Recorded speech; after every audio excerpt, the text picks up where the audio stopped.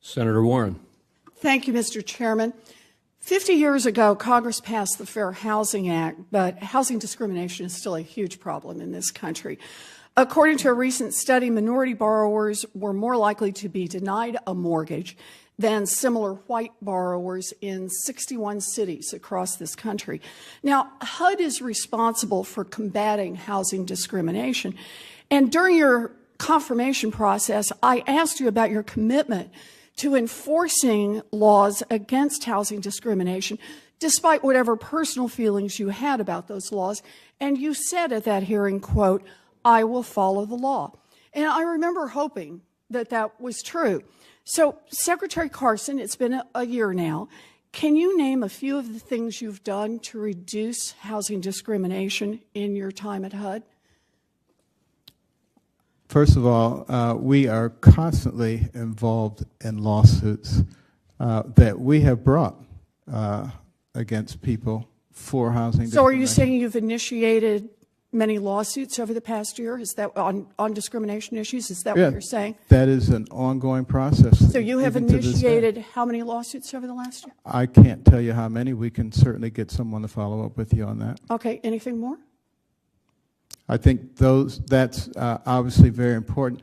The way I kind of look at it is when I talk about fair. I'm sorry, I'm not asking you to get into your description of it. I just want to know what you've done to reduce, the specific things you've done to help reduce housing discrimination. And you've said you've initiated many lawsuits, and you'll get back to me on the exact number. And I just want to know other specific things you have done.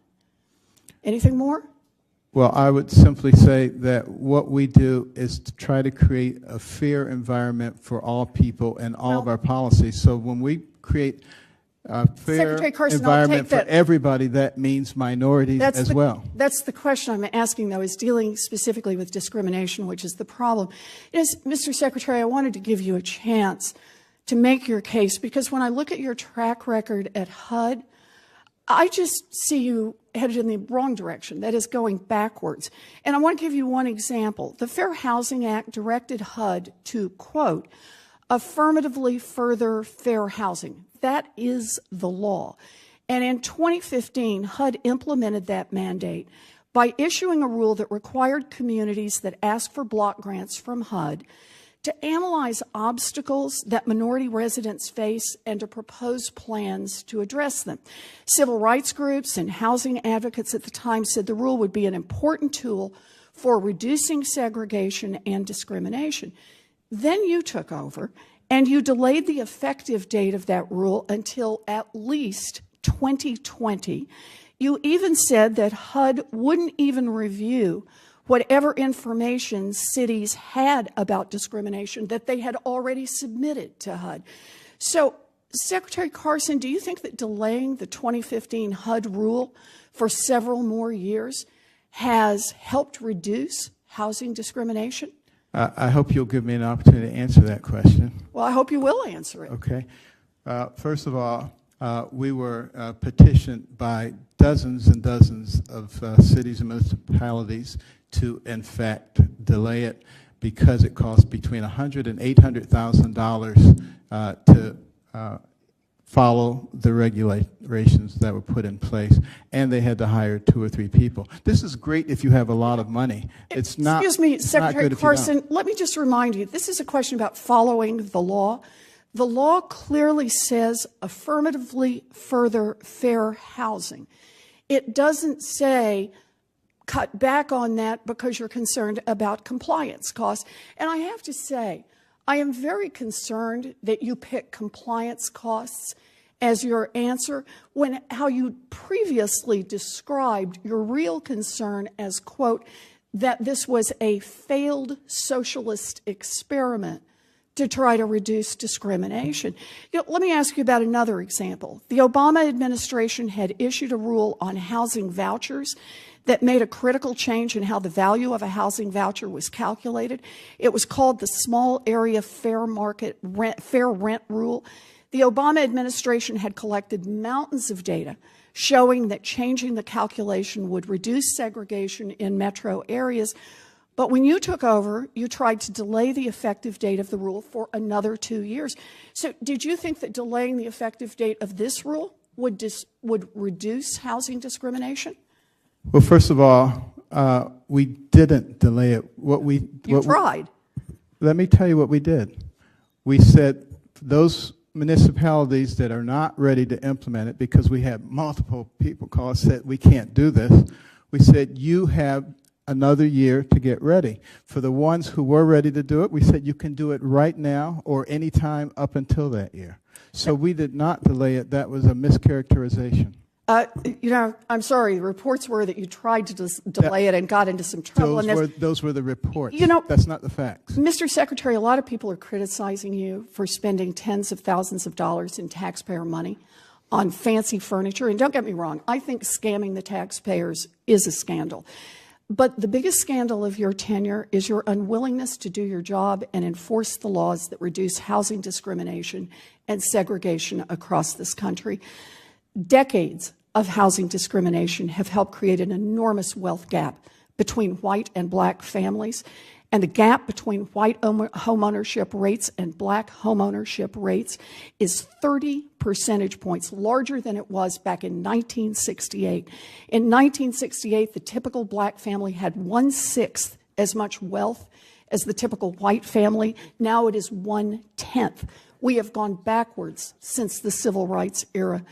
It is HUD's job to help end housing discrimination. That's what the law said. You said you would enforce these laws. You haven't, and I think that's the scandal that should get you fired. Well, I don't think that you have characterized things in any way close to what is accurate, but you're welcome to say whatever you want. No, I really resent that remark.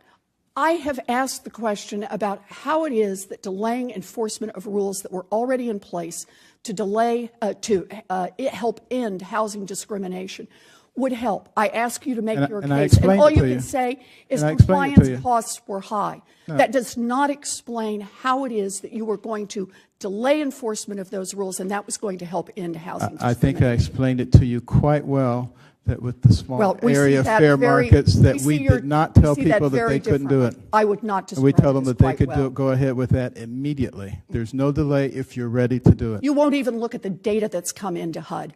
That's not a commitment to ending housing discrimination. Senator Brown. Thank you, Mr. Chairman. Welcome, Mr. Secretary. Glad you're here. 5,200 Ohioans died from drug overdoses in the 12 months measured by the most recent CDC report, a 36% increase from August to August, what we have. That number probably understates the deaths. You apparently hired a 24-year-old campaign worker with no relevant experience to work on this issue at HUD. Is that true? There was someone who was hired. I generally don't get involved with lower level. Okay, so you don't get involved in tables selection. Your wife does, even though she's not a federal employee. You don't get involved in ethics issues. If you're going to be throwing out these kind of charges, you should give me an opportunity to answer them. I will after I'm finished with the last question. Last June, you hired a chief information officer, Johnson Joy, who resigned this week. Why did you choose him, and why did he resign after only 9 months on the job? He had a tremendous amount of experience in technological advancement, and we needed to make a very significant transformation. I lost confidence in his ability to lead. Mr. Joy apparently used a contractor to hire a friend, Navid Jaffrey, who wildly exaggerated his resume. Do you think it'd be better to advertise and compete for these jobs rather than hiring cronies through a subcontractor in the future as you move forward? I do not hire cronies and subcontractors. Well, I don't do that. HUD seems to under your leadership.